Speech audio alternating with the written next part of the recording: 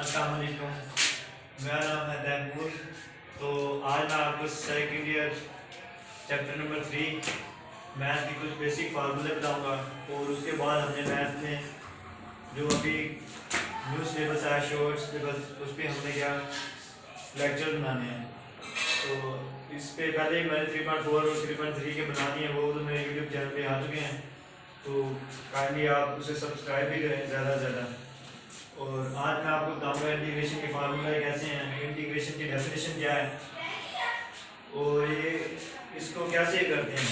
तो अब मैं इंटीग्रेशन करने से पहले आप लोगों को क्या डेरिवेटिव आना चाहिए। डेरिवेटिव आएगी तो आपको पता होगा फिर डेरिवेटिव कैसे करते हैं, किसी चीज़ को डिफरेंशियल कैसे करते हैं, तो फिर ही आपको इंटीग्रेशन इजीली आ सकती है। अगर आपको बेसिक ना पता होगा डेरिवेटिव कैसे होती है तो फिर आपको इंटीग्रेशन आना बहुत मुश्किल है। तो इसीलिए आज मैं आपको बताऊंगा इंटीग्रेशन क्या है, इंटीग्रेशन डेफिनेशन, और उसके बाद मैं उसके फार्मूले आपको शेयर करूंगा कैसे आते हैं। इजी है अगर आपको डेरिवेटिव आते हैं तो इंटीग्रेशन की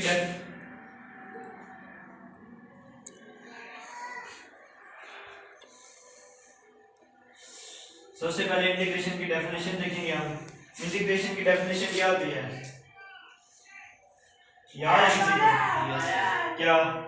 एंटी-process of derivative. The Anti-process of derivative. anti-process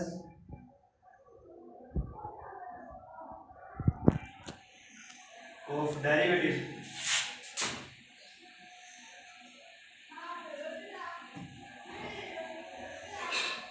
is called integration.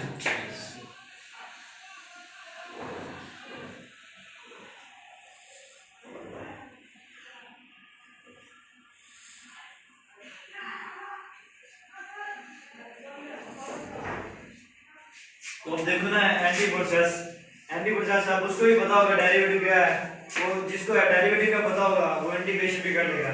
इसी तरह अब हम क्वेश्चन नंबर फार्मूला नंबर 1 से स्टार्ट करेंगे। सबसे पहले क्या आता है, कांस्टेंट का डेरिवेटिव। तो जब हम कांस्टेंट का डेरिवेटिव निकालते हैं तो क्या आता है, सबसे पहले फार्मूला क्या होता है डेरिवेटिव का, कांस्टेंट का। तो जब हम डेरिवेटिव को कैसे शो करते हैं, d/dx, ऐसे ही ना। उसके बाद हम कांस्टेंट का क्या करते थे, डेरिवेटिव लेते थे। कांस्टेंट का डेरिवेटिव क्या आता था, कांस्टेंट का डेरिवेटिव 0। ठीक है ना। अब इसी तरह अगर हम इसको क्या करें,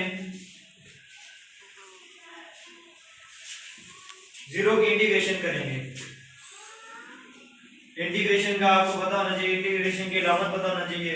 इंटीग्रेशन को इस अलामत से जाहिर करते हैं और साथ डी ऑफ एक्स डब्ल्यू के साथ इंटीग्रेशन करेंगे। तो अगर हम इसको 0 को इंटीग्रेशन करेंगे तो ये इसके अब आपने इस डेफिनेशन से देखना है। डेफिनेशन से क्या पता चल रहा है, डेरिवेटिव का जो एंटी प्रोसेस है वो क्या है, इंटीग्रेशन है। अगर हमारा 0 का डेरिवेटिव क्या है, सॉरी कांस्टेंट का डेरिवेटिव c का डेरिवेटिव 0 है, तो 0 का एंटी प्रोसेस क्या होगा, 0 की इंटीग्रेशन क्या आएगी, वो c आ जाएगी। समझ आइए कुछ। इसी तरह जब हम फार्मूला नंबर 2 करेंगे, फार्मूला नंबर 2 क्या है, वेरिएबल। जब हम वेरिएबल की अगर x का मान हम डेरिवेटिव ले रहे हैं विद रिस्पेक्ट टू x, तो x का डेरिवेटिव क्या आ जाएगा, 1 आ जाएगा। ठीक है, तो आपको 1 पता चल गया कैसे, डेरिवेटिव आ गया x का 1। तो जब हम 1 का इंटीग्रेशन लेंगे तो वो क्या आ जाएगी, x आ जाएगी। समझ आ गई, क्योंकि ये डेफिनेशन से ही पता चल रहा है। उल्टा है, देख लो, अगर हमने इस कांस्टेंट का डेरिवेटिव लिया 0 तो 0 का इंटीग्रेशन लिया वो 3 आ गया। इसी तरह जब x का डेरिवेटिव लिया 1, जब 1 का इंटीग्रेशन की तो क्या x आ गया, एंटी प्रोसेस। इसी तरह मैं एक और फार्मूला लगाता हूं, तो ये आ गया d/dx, ये आ गया x + 1। अगर इसका हम डेरिवेटिव लेंगे तो ये क्या आ जाएगा, x 1 आ जाएगा। ठीक है, और ये +1 का क्या आ जाएगा, 0। सही है, x का डेरिवेटिव क्या होता है, 1, और 1 कांस्टेंट का डेरिवेटिव क्या होता है, 0। सही है, तो इसी तरह आप उसके बाद 0 लिखो या ना लिखो, तो इसके बाद क्या, जब हम इंटीग्रेशन करेंगे 1 की, इधर तो 1 आ गया ना, इसके इंटीग्रेशन की तो ये क्या आ गया, x। ठीक है, तो इधर तो हम जब इधर तो ये इसका एंटी प्रोसेस तो ना है ना, ठीक है ना। अगर हमने x प्लस 1 की डेरिवेटिव किया तो 1 आ गया, लेकिन जब 1 का इंटीग्रेशन किया है तो वो x आ गया, लेकिन इसके साथ तो प्लस 1 भी था, ठीक है ना। इसीलिए हम जब इंटीग्रेशन करते हैं तो सबके साथ क्या लगाते हैं, प्लस सी। प्लस सी प्लस सी क्यों लगाते हैं, इसी वजह से जब भी हम कांस्टेंट का डेरिवेटिव लेते हैं तो जीरो आ जाता है, वो हम नहीं लिखते। तो जब हम कांस्टेंट की इंटीग्रेशन करते हैं तो वो क्या आ जाती है, वेरिएबल x आ गई 1 की, क्योंकि रिस्पेक्ट टू x कर रहे थे तो x आ गई। लेकिन यहाँ पे कांस्टेंट क्या था, कांस्टेंट का डेरिवेटिव जीरो, तो जीरो हम नहीं लिखते डेरिवेटिव में, तो इसीलिए हम जब भी इंटीग्रेशन करते हैं तो x प्लस c आ जाता है। c किस लिए आता है, क्योंकि ये कांस्टेंट की क्या होती है, इंटीग्रेशन। समझ आइए क्वेश्चन c क्यों आता है। उसके बाद formula number 4, D over D X E की पावर ax। जब हम इसका डेरिवेटिव लेते हैं क्या आता है, e की पावर ax। e की पावर ax का जब डेरिवेटिव लेते हैं तो e की पावर ax पहले तो ऐसे ही, ठीक है। उसके बाद क्या, ऊपर वाले का क्या डेरिवेटिव, जब ax का डेरिवेटिव लेंगे तो वो इसके साथ क्या आ जाएगा, मल्टीपल a आ जाएगा।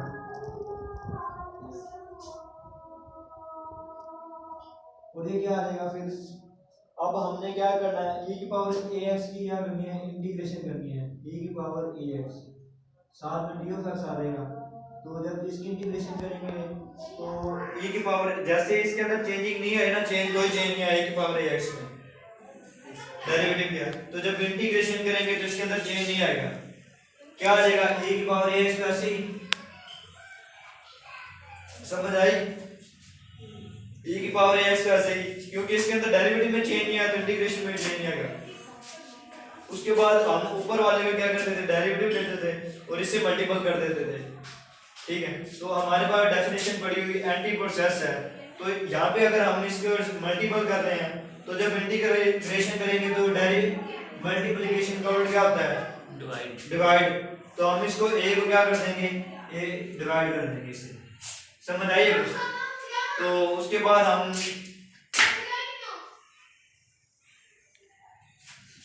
फार्मूला नंबर 5 देखते हैं। अगर हम डेरिवेटिव लें a की पावर x, तो a की पावर x का डेरिवेटिव क्या है, a की पावर x ही, a की पावर x ऐसे ही नेचुरल हो गए, ठीक हो गया। अगर हम इसी फार्मूले की इंटीग्रेशन निकालें तो ये क्या आ जाएगा, a की पावर x की हम क्या जा रहे हैं, इंटीग्रेशन, तो इंटीग्रेशन क्या आ जाएगी। अब a की पावर x में कोई चेंज आया था, नहीं आया, इसीलिए जब इंटीग्रेशन करेंगे तो इसके अंदर भी चेंज नहीं आएगा, a की पावर x आ जाएगा। समझ आई है।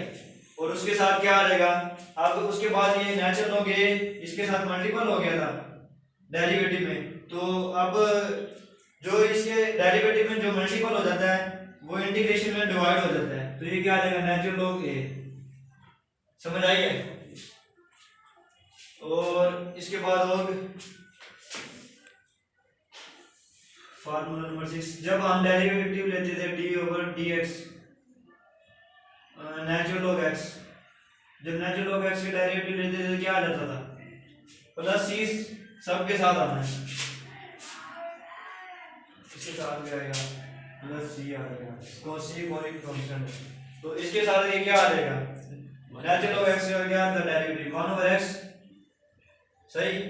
तो जब हम इसका क्या करेंगे, इंटीग्रेशन करेंगे 1 over x D of x, सही। तो जब देखो ना इसका एंटी प्रोसेस है, तो जब डेरिवेटिव किया तो 1 ओवर x आ गया, 1 ओवर x की इंटीग्रेशन करेंगे तो क्या आ जाएगा, नेचुरल लॉग x, वही प्लस c कांस्टेंट जो सबके साथ आएगा, कांस्टेंट आपको बताया मैंने क्यों लगाते हैं, क्योंकि इसके साथ अगर कोई चीज ऐड हो रही है प्लस 0 तो उसका 0 का तो डेरिवेटिव 0 ही रहेगा, लेकिन नहीं लिखते, लेकिन 0 पे जब हम इंटीग्रेशन करेंगे प्लस c आ जाएगा। समझ आएगी इतनी। उसके बाद हम ट्रिग्नोमेट्रिक फंक्शन की बात करेंगे। अगर यहाँ पे क्या हो, डी ओवर डी एक्स, और ये क्या आ जाए साइन ए एक्स। साइन ए एक्स का डेरिवेटिव क्या होता था? कोस ए एक्स। और जब ए उसके बाद हम एंगल का डेरिवेटिव लेते थे, कोस ए एक्स आ गया, एंगल का जब डेरिवेटिव लेंगे तो ए एक्स का डेरिवेटिव ए आ जाएगा, ऐसे ही है। ठीक है, उसके बाद हम जब इंटीग्रेशन करेंगे, किसकी इंटीग्रेशन करनी है? कोस ए एक्स की। तो जब हम कोस ए एक्स की इंटीग्रेशन करेंगे विद रिस्पेक्ट टू एक्स, तो ये क्या आ जाएगा? कोस की इंटीग्रेशन क्या आएगी? एंटी प्रोसेस है, तो कोस का क्या आ जाएगा? साइन ए एक्स आ जाएगा। तो जब हम इसके साथ, अब ये क्या हो रहा था? मल्टीपल हो रहा था ये, तो इसके अंदर ये क्या आ जाएगा? डिवाइड हो जाएगा। ऐसे कोस की ये होती है। वैसे कोस का क्या होता है? फार्मूला डेरिवेटिव लेते हैं तो कोस का क्या आता है? Minus sign. वो अभी मैं आपको वही कर देता हूँ, डी ओवर डी एक्स। और ये क्या आ जाएगा? Cos X D of X. Cos का डेरिवेटिव क्या आएगा इसका? कोस का डेरिवेटिव क्या होता है? Minus sign. तो जब भी हम उसके बाद, अब ये देखो इसके कोस का क्या आ गया? Minus sign. तो जब हम इसकी इंटीग्रेशन करेंगे तो अब इधर से हम क्या ले रहे हैं? Sine x D of x, सही है। तो अब हम इसका एंटी प्रोसेस है ना, अब ये माइनस है, ये अगर हमने इसके साथ माइनस नहीं लगाई इधर, ठीक है, तो माइनस इधर शिफ्ट कर देंगे। इसे अगर डिवाइड करेंगे तो यही आएगा ना, माइनस कोस। इधर ये मल्टीपल हो रहा है तो माइनस ही आएगा। तो अगर यहाँ पे अगर हमने इंटीग्रेशन के फार्मूले में माइनस नहीं लगाया साइन के साथ, तो ये साइन क्या आ जाएगा? इक्वल टू लगा के पहले साइन आ जाएगा, ठीक है। फिर साइन, और जब इसका साइन का देखा जाएगा डेरिवेटिव किसका बन रहा है? कोस का, तो ये इधर क्या आ जाएगा? Minus cos x. अगर ए मल्टीपल हो रहा होता तो इधर क्या हो जाना था? ए मल्टीपल हो जाना था, और इधर क्या हो जाना था? ये डिवाइड हो जाना था। बस नहीं काफी।